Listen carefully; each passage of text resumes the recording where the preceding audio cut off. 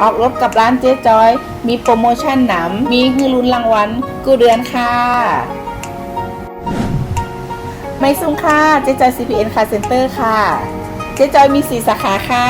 สาขา 1 อยู่ที่แม่โจ้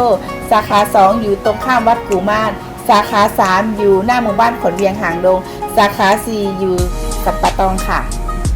ตั้ง 4 สาขามีให้เลือกนำกว่าร้อยกันค่ะ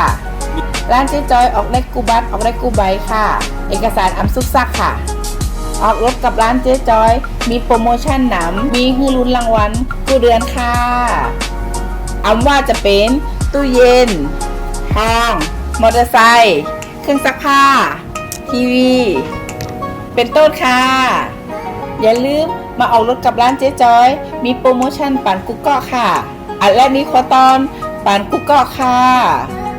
อย่าลืมมาปั่นแห้งเจ้นะคะเจ๊จอยจัดปั่นค่ะ